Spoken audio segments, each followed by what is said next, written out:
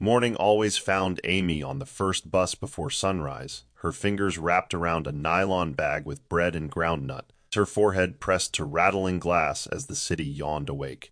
The Regency Grand Hotel sat like a gleaming promise at the end of her route, a place where she cleaned luxury she could only touch with gloved hands.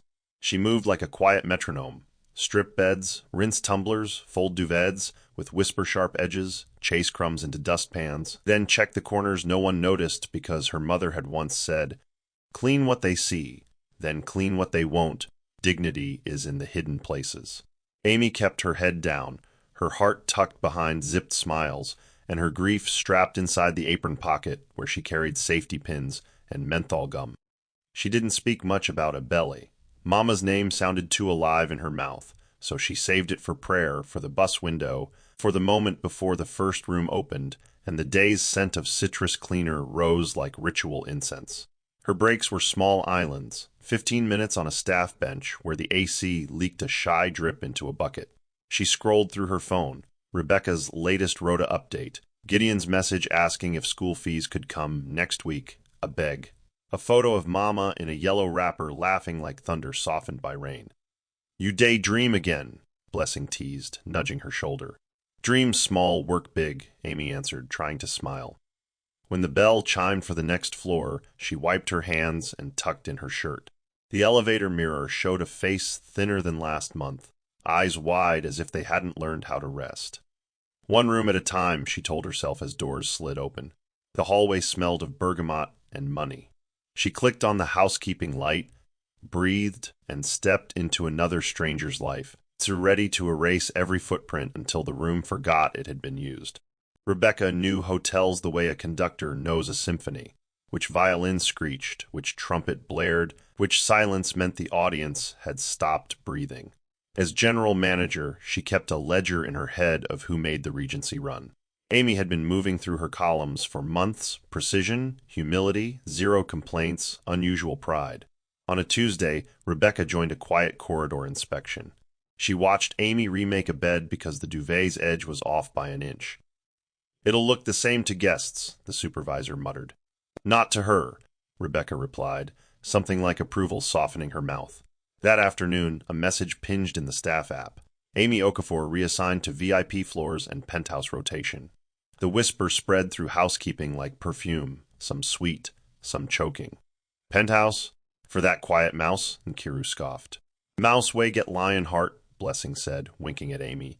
Amy only nodded and folded another towel into a tight white swan. In her office lined with framed service awards, Rebecca sipped black coffee and turned a photo on her desk face down. She knew the family behind the hotel like she knew the blueprints, and she knew grief when she saw it. "You carry loss like a tray," she told Amy during a brief check-in. "You don't let it spill." Amy's fingers toyed with the hem of her apron. "I try to keep the rooms quiet," she said. "Quiet is a choice," Rebecca murmured. "Noise is easy." She slid a thin folder across. "Penthouse protocol, guest preferences, inspection standards, the little things that become big things if you ignore them." Amy read the pages like scripture. At the door, she paused. "Thank you, Ma." Rebecca lifted her gaze. "Earn it," she said, but her eyes added what her mouth didn't. "I'm watching, and I'm not your enemy." Evenings at the Face Me I Face You compound were a chorus of buckets and laughter and generators clearing their throats. Amy slipped into her room, small as a clenched fist, and set down her bag beside the plastic chair that served as wardrobe, desk, and altar. She boiled water on a kerosene stove, poured it over Gary, and stirred like she could stretch hunger thin. The folder of hospital receipts lay under the mattress, a flat ache she measured in dates and amounts. Sometimes she pressed her palm to the bed and whispered, "Mama, I'm trying." On the wall, Gideon's timetable curled like a tired leaf. He called near 9, voice jittering with bad network. "Sister, exam money, our lecturer is doing registration again." "Next Friday," she said softly. "We will not beg twice." Silence crackled. "You sure?" "I am sure." After the call, she exhaled the fear she'd held between her ribs all day. She washed her uniform in a blue bucket and pegged it to a line stretched over her bed. Drips tapped the tile like restless fingers.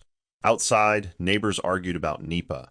Someone's radio preached about open heavens and wise stewardship. She counted coins, then counted them again. Her phone buzzed with a message from Blessing. Tomorrow VIP floor, a beg where smile oh. Amy smiled at the ceiling, 'cause smiling to a screen cost nothing.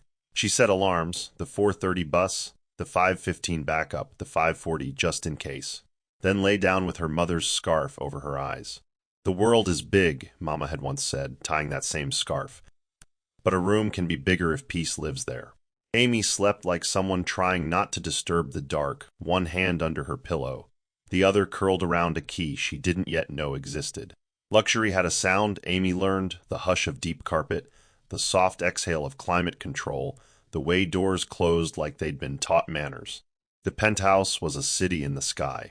Marble that caught the morning, a kitchen that smelled faintly of cedar cabinets, sofas arranged like conversations waiting to happen. Amy's checklist became a pilgrimage. She polished chrome until it held her face. She folded tissue into neat triangles. She ran a finger along skirting boards looking for dust like secret gossip. At the terrace window she paused, Lagos laid out in mosaics of rooftops and water, barges like beetles crossing the lagoon. People live in different weather, she whispered, touching the glass. Same sun, different shade. An abandoned espresso cooled on a saucer. She lifted it, breathed in its bitterness, and felt her own reflection stare back, small, exacting, unwilling to rush.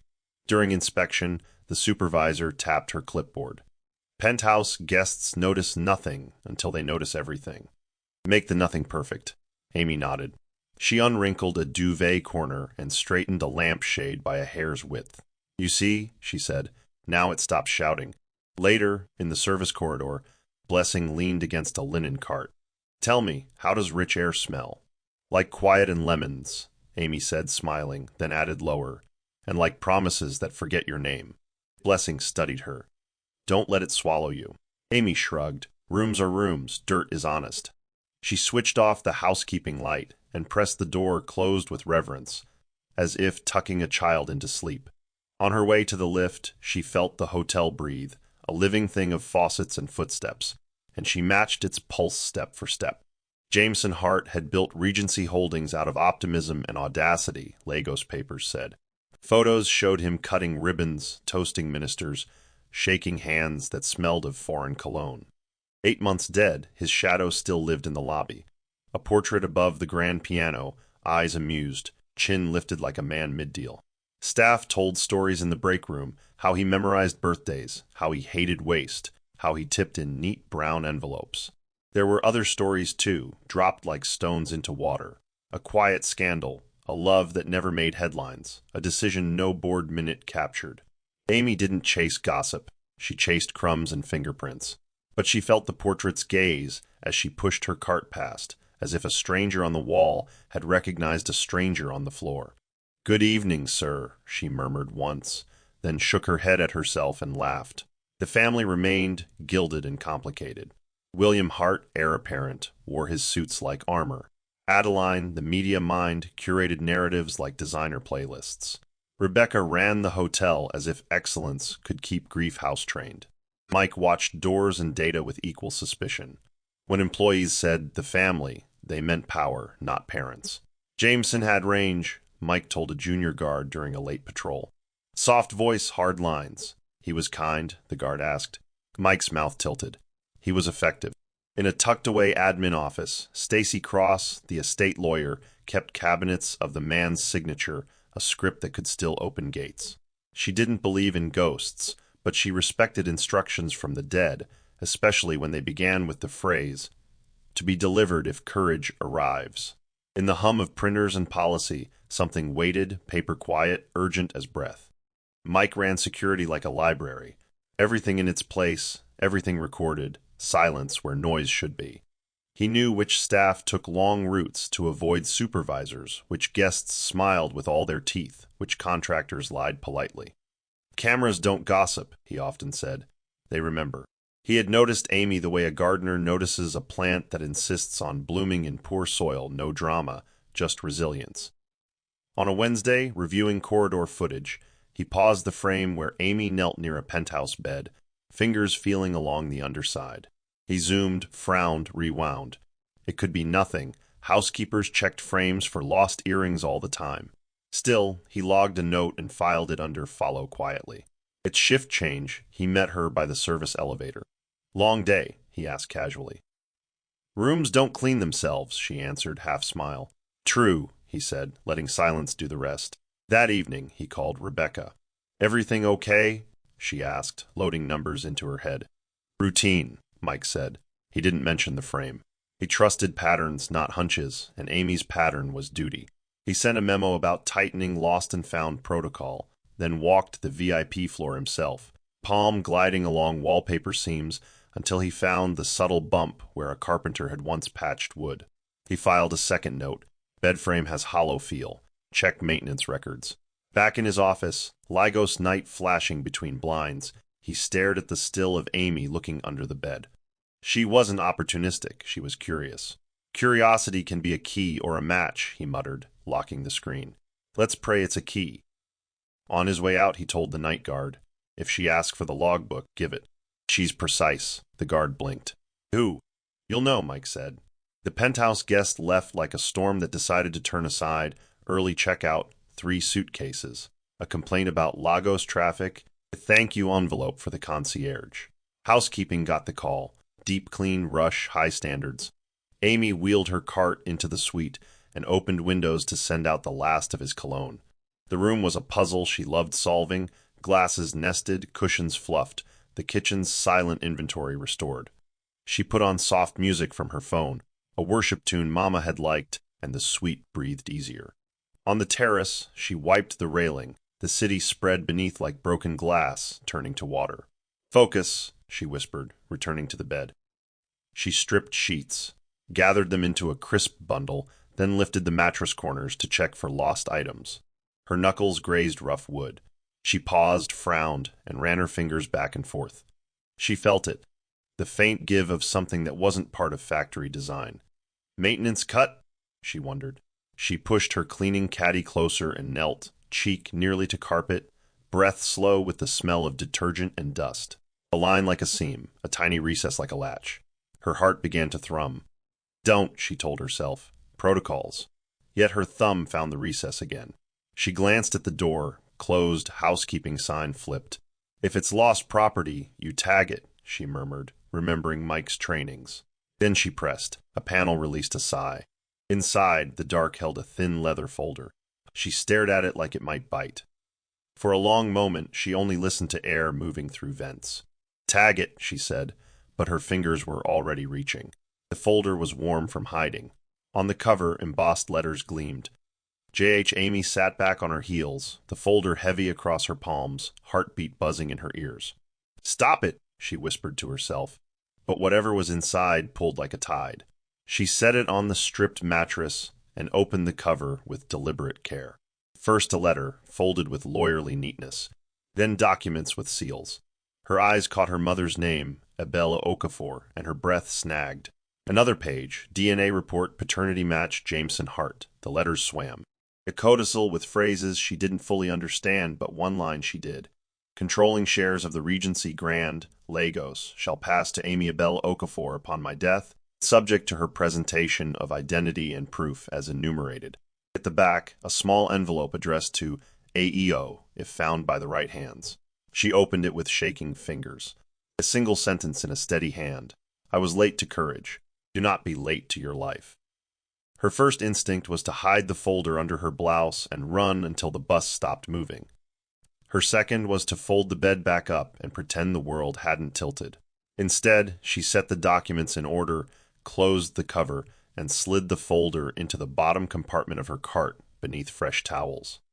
Lost and found, she told herself, but the words rang false and small.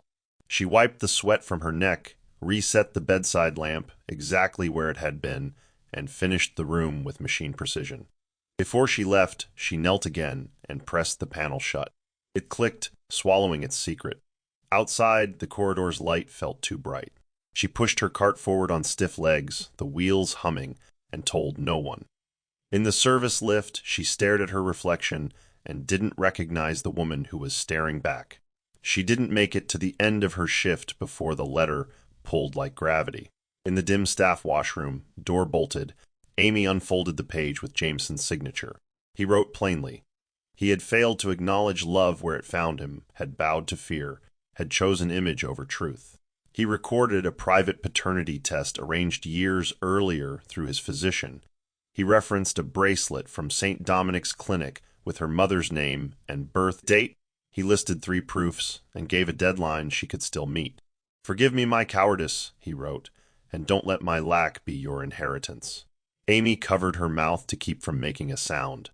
"Mama," she said into her palm, the syllables breaking. In the mirror, her face looked split between 2 lives, the cleaner with bleach hands and the girl whose name lived on a dead man's paper. A knock startled her. Blessing's voice came through the door. "Babe, you day okay?" "Stomach," Amy lied. "I'll be out." She splashed water on her face and tucked the letter back into the folder, then into her bag beneath a hairnet and hand cream. On the VIP floor, Rebecca stood near the elevator. "How are the turnovers?" she asked. "Perfect," Amy said too quickly. Rebecca's eyes narrowed. She knew the smell of panic. "Walk carefully," she said, voice low. "Big discoveries attract big enemies." Amy blinked. I didn't say you did," Rebecca replied, moving on. At closing, Amy carried the folder home like a sleeping child, close to her chest, praying the bus wouldn't break down, praying the world would hold its breath a little longer while she decided whether to breathe differently than she did yesterday. Night made the folder heavier. Amy set it on her bed and circled the room twice as if the walls might offer counsel. She thought of Gideon's school fees, of Mama's laugh, of the portrait in the lobby. She thought of Mike's quiet eyes and Rebecca's sentence, "Big discoveries, big enemies." "If I touch this, I cannot untouch it," she told the hot, humming air. She opened the folder again and laid out the items like spices: letter, DNA page, codicil instructions. She whispered them aloud to hear if they sounded true. When she reached the line about controlling shares, she flinched like the words had teeth. "I'm a cleaner," she said, half laughing, half crying. Her phone buzzed. "Gideon. Sister Uday?" She typed, "I'm here." He sent a voice note about a match he'd watched. Normal life. She played it twice to tether herself. Sleep came as a negotiation. She hid the folder under the mattress next to hospital receipts and lay with her mother's scarf over her face. The room smelled like soap and kerosene. Outside, generators argued. She prayed without choosing words. "God, see me," she breathed. "Help me not disgrace anybody. Help me not disappear." Sometime after midnight, she dreamt she was back in the penthouse, pressing the panel, and a tide of paper rushed out like water, covering the carpet, filling the corridor. She woke with her heart sprinting. At 4, the alarm sliced the dark. She sat up, hand over her chest, and said into the quiet, "One step." She ironed her uniform, tied her hair, and looked in the mirror a long time before whispering to the woman there. "Whatever this is, walk slowly, but walk." Rebecca had seen ambition ruin many, but she had also seen silence ruin more. The hotel corridors told stories. Each staff carried burdens hidden behind pressed uniforms. When she stopped Amy near the back hallway that Thursday, it was not as a manager correcting an error, but as a woman who sensed another woman teetering on the edge of something heavy. "You've been quiet these days," she began, her tone low enough that the echo of clinking trays did not steal it away. Amy forced a polite smile. "I'm always quiet." Rebecca leaned in slightly, studying her eyes. "Quiet isn't your problem. Carrying a storm in silence is." Amy looked down at her shoes, scuffed from years of walking floors that weren't hers. "I'm just doing my work," she said softly. Rebecca folded her arms. "Work is routine. What you have in your eyes is not routine. It's weight. And weight attracts attention, whether you want it or not." Amy's fingers tightened on the strap of her apron. "I don't want attention." Rebecca's lips curved in a humorless smile. "Then you must learn to walk carefully, because when a secret starts to show in your shoulders, enemies notice before friends." Amy swallowed hard, words pressing against her throat like locked birds. She wanted to ask if Rebecca knew more, but fear chained her tongue. Instead, she nodded and murmured, "I will be careful." Rebecca placed a hand briefly on her arm, a gesture rare for the stern manager. "Careful is not enough," she said. "Be wise. Big discoveries, Miss Okafor, bring big enemies." The name was spoken deliberately, as though to remind her that the walls of this hotel knew more than she assumed. Amy's heart pounded. She forced herself to nod again before Rebecca stepped away, her heels clicking on polished tiles. The echo lingered, a warning wrapped in rhythm. Alone again, Amy pressed her hand to her chest, whispering to herself, "It's not yet time." Her reflection in the glass panel of the service door stared back, eyes wide with secrets. She bent down, lifted her trolley handle, and wheeled it forward. Every step carried her deeper into a world that seemed intent on pulling her out of shadows she had always called home. Mike sat in his office, dim lights casting long shadows across the bank of monitors. His gaze was steady on the paused footage, showing Amy kneeling by the penthouse bed, her hand feeling the frame as though searching for something unseen. He replayed the clip twice, slow motion, magnifying every gesture. "Not ordinary," he muttered, scribbling a note in his logbook. He marked it under unusual movement staff. To outsiders, it was a simple protocol entry. But to Mike, it was a reminder that even silence could make noise if you watched close enough. Later, as staff clocked out, he intercepted Amy by the service elevator. "Everything okay in the penthouse that day?" he asked casually. Amy forced her face into neutrality. "Just linens dust, same as always." He tilted his head, eyes sharp but voice gentle. "I saw you checking the frame. Lost something?" Her throat went dry. "An earring maybe. The guests lose plenty," she replied, forcing a laugh that sounded too brittle. He let the silence stretch before nodding. "Be sure to report finds. The hotel keeps its memory and records." His words carried more weight than a policy manual. She nodded quickly and slipped away. Mike opened his log again and wrote only 2 words. "Follow discreetly." That night, Mike walked the halls alone, security badge glinting under the faint glow of corridor lights. He paused outside the penthouse suite and touched the wall near the bed area, as if the plaster itself might confess its secrets. "Jameson, what did you leave behind?" he whispered to the empty room. He had been head of security long enough to know that rich men rarely left things where they should. But he also knew that truth, like dust, never disappeared. It only settled until disturbed. Back in his office, he filed an additional report, coded innocuously as maintenance query frame. He shut the monitor down, but lingered in the dark, his instincts prickling. "That girl is hiding something," he said under his breath. Not accusation, not condemnation, just fact. Yet instead of exposing her immediately, he folded the note carefully into a folder labeled pending. Mike was not reckless. He waited for secrets to ripen because timing often mattered more than discovery. Stacy Cross had built her reputation on precision. As Jameson Hart's estate lawyer, she carried an archive of his regrets written in contracts, wills, and sealed instructions. That afternoon, her secretary forwarded an odd email. A clerk at St. Dominic's Clinic reported a young woman had inquired about an old maternity bracelet bearing the name Ebele Okafor. Stacy's hands froze on the keyboard. She unlocked her cabinet, retrieving a slim file with Jameson's handwriting across the front. "If courage comes, deliver." Her pulse quickened. She had waited months for this moment. She rang the clinic quietly, confirmed details, and leaned back in her chair. "So the girl has found the thread," she whispered. Opening the file, she saw 2 sealed envelopes Jameson had left. One marked "to my counsel if approached," the other blank, its flap pressed like a mouth shut by guilt. Stacy closed her eyes, remembering Jameson's grave face when he had given her these items. "She deserves to know," he had said, "but timing will decide if she survives knowing." That evening, Stacy called a discreet contact at the registry. "Confirm if an Amy Ebele Okafor exists in current records," she instructed. Within the hour, confirmation arrived, 24 years old, employed at Regency Grand Hotel. The pieces aligned with brutal precision. She exhaled slowly, feeling the weight of both law and destiny pressing on her. "Jameson, you planted a storm," she murmured, staring at the envelopes. When her husband entered the study later, she snapped the file shut. "Long day?" he asked. "Just a very old debt waking up," she replied. After he left, she sat alone, wrestling with duty. To reveal the contents would ignite war within the Hart family. To conceal them would betray her oath to a dead man. Finally, she locked the envelopes into her briefcase, whispering into the silence, "The time has come to open what should never have been hidden." Amy sat on a wooden bench in the records wing of St. Dominic's Clinic, her palms damp with sweat. The matron, a woman with kind but sharp eyes, returned carrying a small rusted tin. "You asked for records of a Belle Okafor, yes?" she said. Amy nodded nervously. The tin creaked open to reveal a faded hospital bracelet, the ink faint but legible.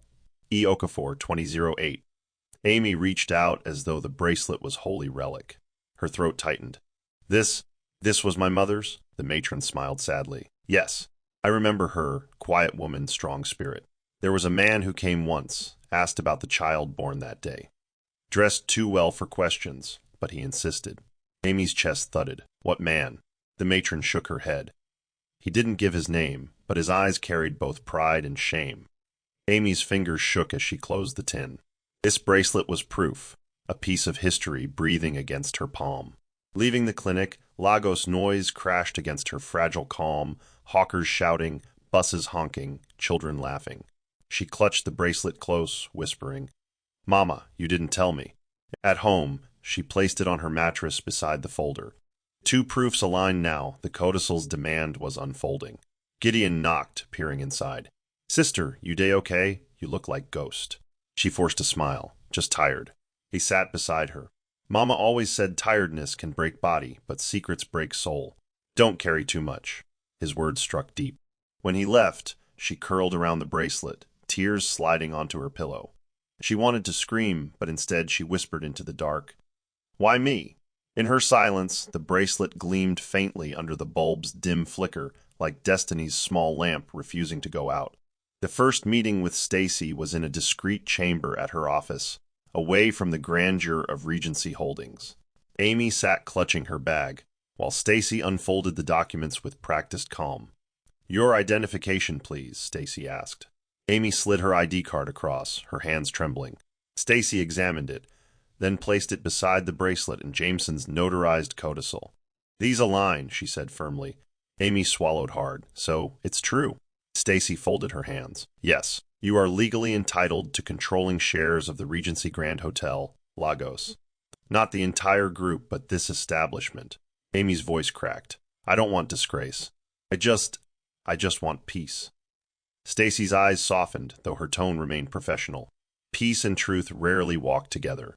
But law will protect you, provided you are ready to face resistance." Amy pressed her palms together, whispering, "I don't know if I'm ready." Stacy leaned forward. Jameson anticipated this. He left instructions because he believed courage would one day arrive at your door. The law favors you, but the family, they will fight. Amy looked at the floor, tears pricking her lashes. "They don't even know I exist." Stacy's voice hardened. "Oh, they will. And once they do, silence will no longer be your shelter. You must decide now. Do you want to claim what is yours, or let fear erase you?" Amy gripped the bracelet tightly, hearing Mama's voice echo. "Dignity may be silent, but it does not die." She whispered, "I'll walk, slowly, but I'll walk." Stacy nodded, sealing the file. "Then prepare, Amy. You are about to enter a war fought not with fists, but with paper, pride, and shadows of the past." The Hart family dinner table was a battlefield disguised as mahogany. William's fist slammed against the polished surface. "Impossible!" he barked. "A cleaner girl claiming stake in father's empire? Lies." Adeline's wineglass trembled slightly before she set it down with calculated grace. "Not lies, William. Documents. And documents make truth in the public eye." William glared. "We bury this. We crush it before it breathes." Adeline leaned back, lips curved. "And look guilty. No, we spin it. We question authenticity, drag proceedings, make her tired." Rebecca, caught between siblings and conscience, spoke carefully. "If it is true, the hotel will not survive scandal. We must tread lightly." William snapped, "There is no scandal if we silence it early." Adeline's smile sharpened. "Or if we tell the story before she does." The air around the table thickened with unspoken fear. Jameson's secrets had risen, and their inheritance trembled. Later that night, Adeline drafted statements in her study. "We express shock, we promise fairness, we review documents," she murmured, fingers dancing over her keyboard. William stormed in. "Your games won't protect us. I'll take this to court, drag her name through mud." Adeline didn't look up. "Court loves paper. Do you want them reading father's hidden letters aloud?" William's jaw tightened, fury clashing with dread. In another wing of the mansion, Rebecca sat by the window, staring at the city lights. Her mind replayed Amy's quiet diligence, her folded beds, her bowed head. A voice whispered inside, "This girl is not an enemy. She is truth we ignored." Yet she said nothing, only closed the curtains and prayed the storm could be weathered. But storms never ask permission. They arrive when silence grows too loud. The next morning, William convened a private meeting with his legal team. Papers scattered across the polished table as he paced like a lion caged by scandal. "Find a loophole, a technicality, anything to discredit this codicil," he barked. One lawyer cleared his throat. "Sir, the document bears authentic seals. The notary is still alive." William slammed his palm down. "Then we question intent. We paint it as forged under duress or as fabrication by desperate hands. I will not let a maid's daughter defile my father's empire." His voice shook with rage, veins bulging at his temples. His advisors exchanged wary glances. One muttered, "The optics may worsen if we appear hostile to a young woman." William's eyes blazed. "Let optics burn. My legacy will not be shared with a nobody." His words thundered, but fear hid beneath. Fear of losing what he thought untouchable. At home, William confronted Rebecca. "Why are you so quiet? Do you side with her?" Rebecca's voice was calm. "I side with truth." His face darkened. "Truth is what we make it, and I will make sure hers never sees daylight." She held his gaze, sorrow in her eyes. "Hatred will not change bloodlines." He turned sharply, pointing a finger. "She is not my blood. She is a thief." Rebecca whispered, "Sometimes thieves are only those who take what was hidden from them." William stormed out, fury trailing him like smoke. Alone, Rebecca bowed her head into her hands, whispering, "Jameson, what have you done to us?" Her heart knew the answer. He had left behind a ghost made flesh in Amy, and no amount of William's fury could erase her existence now. Adeline understood power in ways William never would. To her, perception was reality, and control of narrative was control of truth. She sat in her studio apartment, surrounded by mood boards and digital drafts. "She is not our enemy, she is a story," she murmured, sipping coffee. She opened her laptop and began composing leaks for favored journalists. Whispers of a staff member forging documents, the rumors of a hospital record tampered with, hints of opportunists circling the estate. Each word was crafted like lace, delicate, dangerous, meant to entangle. Her assistant entered with notes. "Shall I prepare a press release?" "Not yet," Adeline said smoothly. "We let curiosity swell first. Then we present ourselves as calm custodians of Father's empire. Victims of fraud, champions of fairness." Her eyes gleamed. "Public love a family under attack. They will defend us if we play our grief well." That evening, she rehearsed lines before a mirror, her voice dripping sympathy. "We are shocked by these false claims. We only want justice." She tilted her head, softening her eyes. "Father loved integrity. We carry his legacy." Then she dropped the mask, laughter sharp. "And the girl will be crushed under sympathy she cannot fight." She called William, who growled through the line, "Your games won't erase her." "No," Adeline replied, "but they will erase her credibility. And in this world, that is enough." She hung up, satisfied. In the quiet, her reflection smirked back. She knew truth could survive court, but not always the court of public opinion. And it was that court she intended to own completely. The Regency Holdings Board convened under chandeliers, tension heavy as velvet. William entered first, jaw clenched, followed by Adeline, composed like a strategist stepping into battle. Rebecca arrived late, carrying the weight of divided loyalties. At the head, the chairman cleared his throat. "We face a complication. A claim supported by documents, implicating inheritance of our flagship hotel." Murmurs rippled. William slammed a folder. "It's fraud. We reject it outright." Adeline raised a manicured hand. "No. We review cautiously, appear fair, but discredit quietly.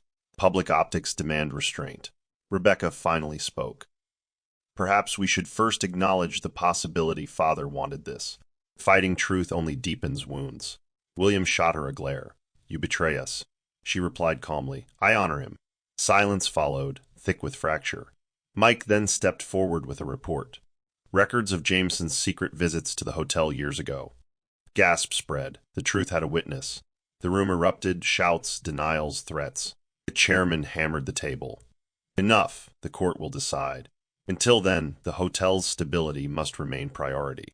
Adeline leaned toward William, whispering sharply, "Your rage is our weakness. Let me handle the stage."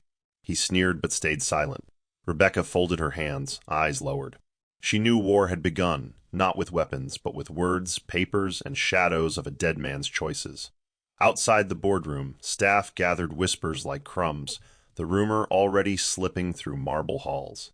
Amy's name traveled from tongue to tongue, no longer just that of a maid, it became the center of a storm.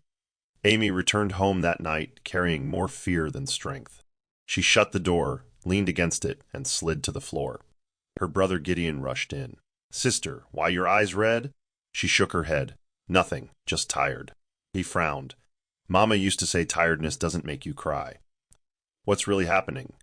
Amy hugged him tight, whispering, "Some truths, Gideon, break more than lies." He held her, confused but silent. Later, alone in the small room, Amy laid out the documents again, the codicil, the bracelet, the letters. They no longer felt like treasures. They felt like chains. She whispered to the ceiling, "Mama, I don't know if I can do this. They hate me already, and they don't even know me." Her chest heaved with sobs she tried to stifle. She was afraid not only of losing, but of being crushed before she even tried. In her dream that night, she saw herself cleaning endless corridors, pushing a cart heavier than stone. Voices whispered behind doors, mocking her. One door opened, and Rebecca stood there, saying, "Walk carefully." Another opened, and Mike whispered, "Curiosity can be a key or a match." A third opened. Adeline stood smirking, holding scissors ready to cut her name from paper.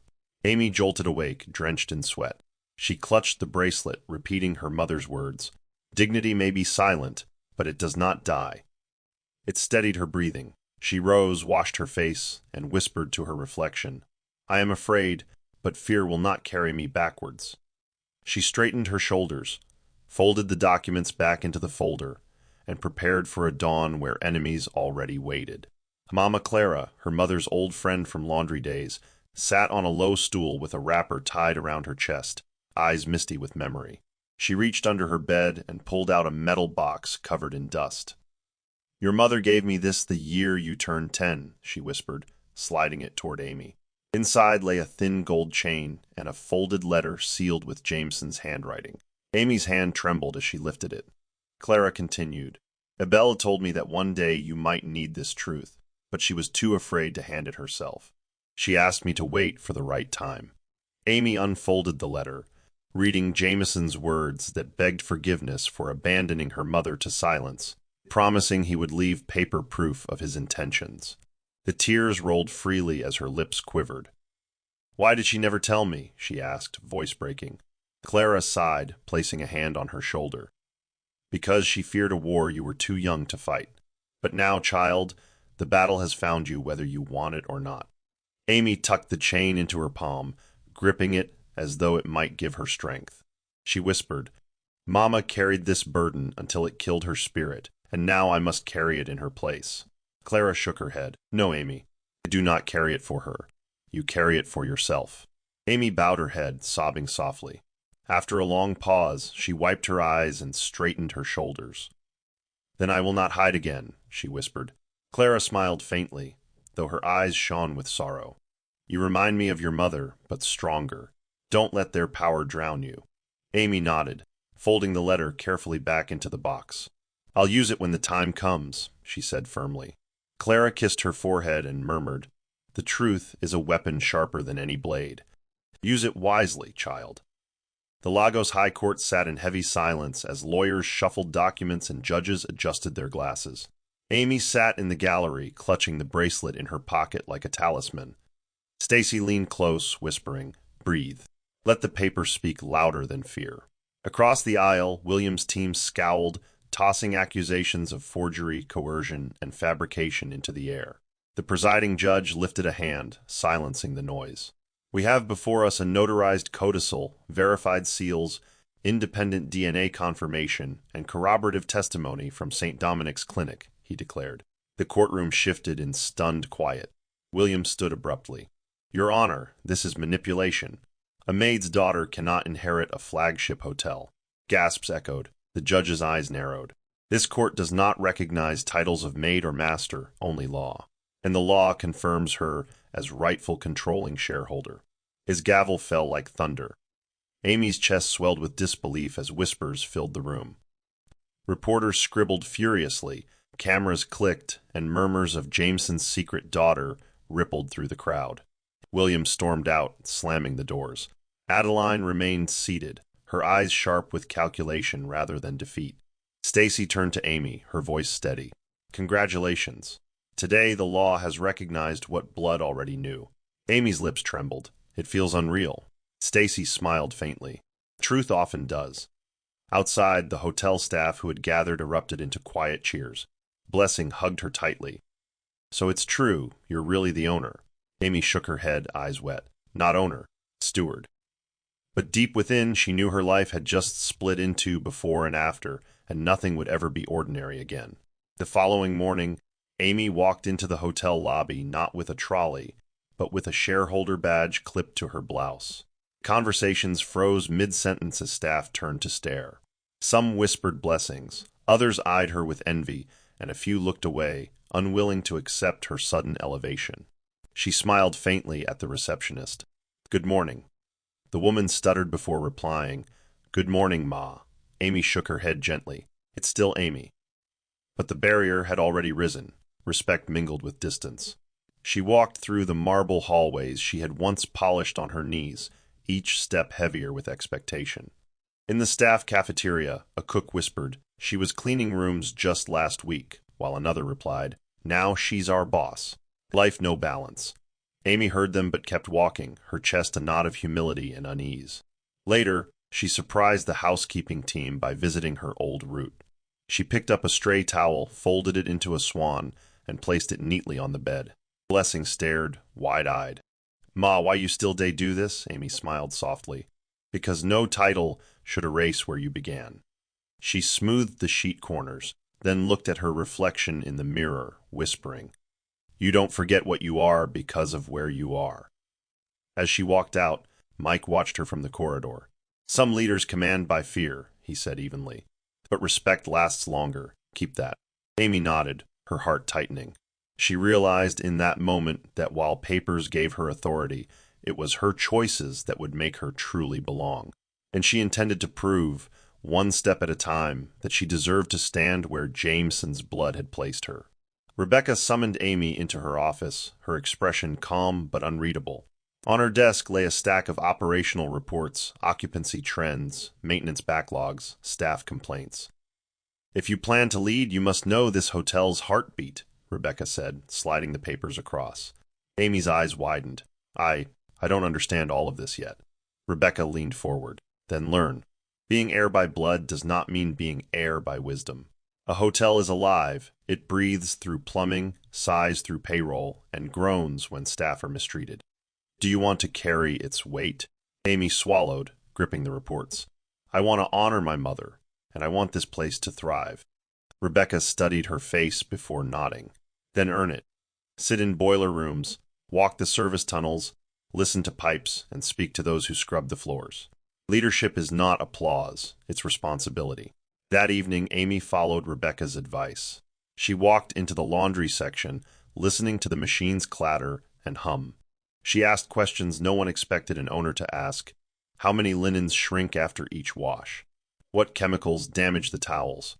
Staff stared in disbelief, but answered carefully.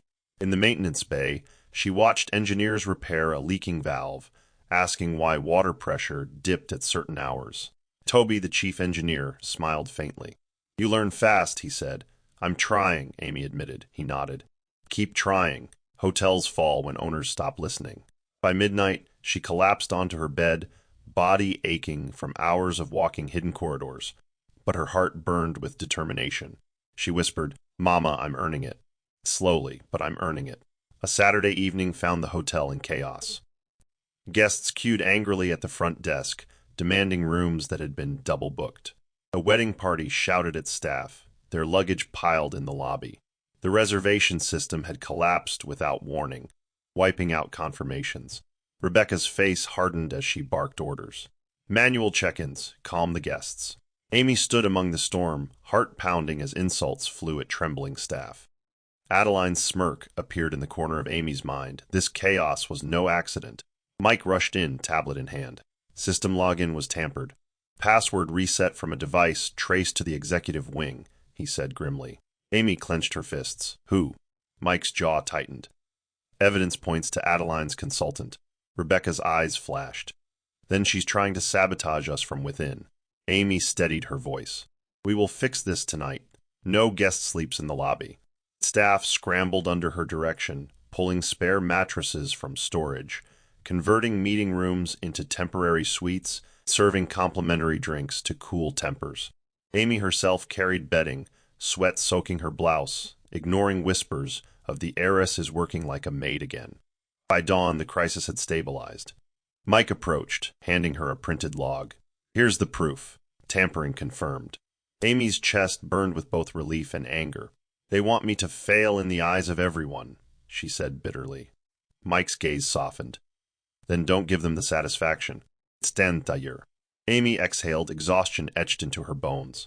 I will, no matter how many storms they send. And in that dawn light, as the hotel settled into uneasy calm, she realized that her fight was not for wealth, it was for dignity, for herself, and for every silent worker who believed they had no voice. The following week, Amy requested all staff gather in the grand ballroom. Murmurs rippled, many expected corporate speeches laced with threats. Instead, Amy stood in a simple dress with a microphone that crackled nervously. She looked at the faces before her, chefs with flour on their aprons, cleaners with tired eyes, bellboys shifting nervously. I know many of you are afraid, she began, her voice trembling. I was one of you just days ago. I cleaned these halls, folded these sheets, scrubbed these tiles. I know what it feels like to be invisible. A hush fell, she continued. This hotel must never run on fear. It must run on respect. Dignity is as valuable as money. A cleaner in the front row wiped her eyes. Amy pressed on. From today, wages will adjust fairly with occupancy. Families of staff will be allowed to stay here during off-peak weeks. And you will have a channel to report abuse that no manager can silence. For a heartbeat, silence stretched like a rope about to snap. Then applause thundered, rolling like waves against marble walls. Some cried, others clapped until palms stung. Blessing shouted, "That's our own," and the cheer grew louder. Rebecca watched from the corner, arms crossed but lips twitching in approval. Mike leaned against the wall, murmuring, "Respect lasts longer." Amy's throat tightened as she whispered into the mic. I will not promise perfection, but I promise I will not forget where I came from.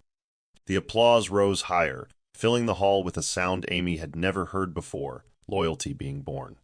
That night, in her small room, she fell on her knees, tears streaming down her face.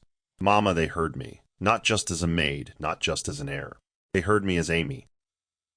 Adeline countered with brilliance only she could wield. She hosted a glittering press conference at a luxury hotel downtown, her words dripping polished sincerity. Cameras flashed as she declared, "Our family is shocked by recent claims. We are committed to truth, fairness, and protecting the empire our father built." Reporters leaned forward, scribbling. She painted Amy as a confused girl manipulated by outsiders. "We love her, but we cannot allow lies to stain our father's legacy," she said, eyes glistening as if with genuine grief. The headlines the next morning screamed with her narrative. Hart's face inheritance, fraud scandal with grace. Social media buzzed with debates. Some called Amy a fraud, others defended her courage. The war had spilled into the court of public opinion, and Adeline played the game like a seasoned general. Amy refused to answer tabloids. Noise is their weapon, Stacy advised. Yours must be patience. Still, the attacks cut deep. Gideon returned from school angry. "Sister, they're saying you forged everything. How long will you keep quiet?" Amy hugged him. "Let them talk. Truth doesn't need to shout." He frowned, "But lies shout louder." She whispered, "Then I'll prove them wrong with actions, not words." Days later, she walked the hotel floors, greeting staff, inspecting rooms, listening to grievances. Guests saw not scandal, but stewardship. A reporter cornered her in the lobby. "Miss Okafor, are you really Jameson Hart's daughter?" Amy smiled faintly. "I am Amy. My work will answer the rest." Her calm presence began to counter Adeline's staged grief. The battle was not won yet, but every silent act of integrity built her defense stronger than any headline could. A dossier surfaced online one Monday, alleging that Amy's documents were forged and that she had bribed clinic officials. It spread like wildfire across blogs and social media. Hashtags trended, calling her a fraud, a pretender, an opportunist. Gideon threw his phone in anger. They want to kill us with lies. Amy sat quietly, eyes on the folder in her lap. Mike arrived with files tucked under his arm. This is their final strike, he said. He spread out his evidence, chain of custody logs, notarized seals, CCTV stills of Jameson visiting the clinic, archived entries showing his handwriting preserved for years. He handed them to Stacy. Enough to bury their lies, he said firmly. Stacy nodded. We'll present this tomorrow. Let them see truth in high definition. Amy whispered, they won't stop until I fall. Mike's eyes softened, then don't fall. Stand d'ailleurs. The next day, the evidence was filed. News outlets corrected their stories. Regulators confirmed authenticity. The hashtag died overnight, smothered by facts that even Adeline couldn't spin. William raged in silence, while Adeline stared at the documents with thin lips pressed tight. Rebecca sighed heavily, finally allowing the weight to slip from her shoulders. That evening, staff greeted Amy with quiet bows and murmured prayers. Blessing whispered, "You've survived their worst." Amy smiled faintly. "No, we've survived. Together." Alone in her room, she lay the bracelet, the chain, and the codicil on her bed, whispering, "Papa, I forgive you. Mama, I'll carry this with dignity." And as she closed her eyes, she knew no lie could ever erase truth carved in both paper and blood. William requested a private meeting at dusk in a quiet lounge overlooking the lagoon. He stood stiffly, his reflection trembling in the water below. Amy entered cautiously, holding her head high. He didn't sit. "You have won," he said bitterly. "But don't mistake acceptance for kinship." Amy's eyes glistened, but her voice was steady. "I never came for kinship. I came because truth demanded it." He exhaled, anger and exhaustion mixing. "You are not my sister," she nodded. "Blood may divide us, but dignity can keep this house standing." His gaze softened just enough for a whisper. "Don't ruin what he built." She replied, "I'll protect it more than anyone, because I know what it means to have nothing." Silence stretched before William finally sat, face crumbling. "Then may God help us both," he murmured. For the first time, his fury bent into reluctant respect. Rebecca joined them later, eyes wet. "The fight is over," she said softly. "But healing will take longer than court rulings." Amy nodded. "I never asked to break your family. I only asked not to be erased." Adeline never appeared. Her silence was her only concession. As the sun dipped, William extended a stiff hand. Amy took it, the handshake heavy with bitterness, yet alive with fragile acknowledgement. Rebecca smiled faintly, whispering, "Perhaps one day peace will be easier than pride." Amy left that night not triumphant, but grounded. She realized victory was not about crushing enemies, but standing unbroken after storms. And that was enough. On the anniversary of her mother's death, Amy returned to the penthouse suite where it all began. She unlocked the door slowly, breathing in the silence. The bed stood neatly made, but her gaze went straight to the wooden frame. She knelt, touched the panel that once hid her destiny, and whispered, "Thank you, Mama, for giving me the strength to find this." Pulling out a notebook, she wrote a letter and tucked it into the service drawer. "If you are cleaning this room years from now, remember, rooms shine because of hands like yours. And sometimes hidden in dust, you find your destiny." She pressed the panel closed, sealing not secrets but legacy. Her tears fell freely, but her smile was steady. As she stood by the terrace, overlooking the city, the staff below carried on, porters, cleaners, cooks, all unseen, but essential. Rebecca's words echoed in her mind. Leadership is not applause, it's responsibility. She inhaled deeply, whispering, "I'll carry it." Mike entered quietly, offering a nod. "The hotel feels different with you here," he said. She turned, smiling softly. "Not different, just seen." For the first time, Amy felt whole, not the maid erased by silence, not the heir burdened by scandal, but a woman who had chosen dignity as her crown. And as the wind swept through the penthouse, she knew this was not the end of her story. It was the beginning of a life fully her own. Here's the Bible verse for the story. The stone which the builders rejected has become the cornerstone. This is the Lord's doing, and it is marvelous in our eyes. Psalm 118, verses 22 to 23, moral of the story. The story teaches that no one is truly invisible before God. Even when the world closing prayer, Heavenly Father, we thank you for reminding us through this story that you never forget the work of our hands, nor do you overlook the silent sacrifices made in hidden places. Lord, we have seen that though the world may try to erase us, your plans for our lives cannot be buried. Just as you lifted Amy from the shadows into her rightful place, may you also lift us into the destiny you have written for us before time began. Father, give us the courage to carry truth with humility, the wisdom to walk carefully in the face of opposition, and the strength to endure storms without losing our dignity. Teach us to never despise the days of small beginnings, for you use even the lowliest positions to prepare us for greater responsibility. May our lives be testimonies of patience, faith, and divine justice. And when our own season of recognition comes, may we steward it with grace and honor. In Jesus' mighty name we pray, amen. That's the end of the story. What did you learn from this story? Drop your thoughts in the comments section. Leave a like, and don't forget to subscribe and turn on post notification so that you'll be notified whenever we drop our next videos. Also, share this video to someone who might be interested. Thank you so much for watching.